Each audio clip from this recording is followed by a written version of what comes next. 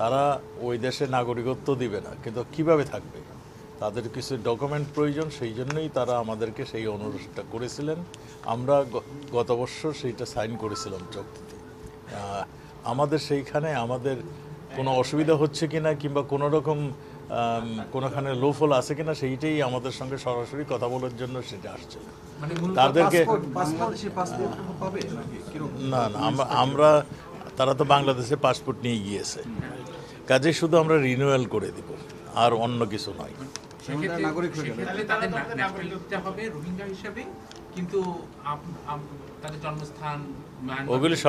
ওইগুলি সবগুলি পাসপোর্টে যেভাবে আছে সেভাবেই থাকবে। তাদের ওখানে পাসপোর্টটা এখন আমার সামনে নয়, পাসপোর্টটা থাকলে আপনারা বুঝতে পারতেন, এখন তো আমি দেখাইতে পারি। হজ নিয়ে আরও সুন্দর ব্যবস্থা হয়েছে, ইতিমধ্যে আপনারা দেখেছেন। আমাদের দেশে ইমিগ্রেশন সিস্টেম এখানে চালু হয়ে গিয়েছে। এইখানে ইমিগ্রেশন করে আর ওখানে আর মুহূর্তের জন্য অপেক্ষা করতে হয় না, আর গাড়িতে উঠে যায়।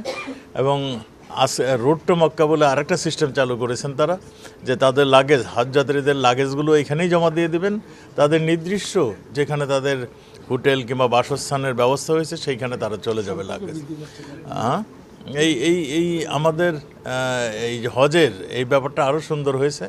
আমরা আশা করি আমাদের হজযাত্রী যারা যাচ্ছেন তারা এই সুযোগটা অ্যাভেল করবেন। এবং তাদের আজকে যে ইন্টেরিয়র মিনিস্টার সাহেব যে আসছিলেন, তিনি আমাদের সঙ্গে দুই দেশের সম্পর্ক বৃদ্ধির জন্য আরও কাজ করছেন, এবং তিনি বলছেন যে আমাদের সম্পর্ক আরও বৃদ্ধি হবে, আরও স্ট্রং হবে। আমাদের 30 লক্ষ লোক, প্রায় 30 লক্ষ লোক সেখানে কাজ করছেন। আমাদের এই সংখ্যা আরও বাড়বে বলে তিনি করেছেন।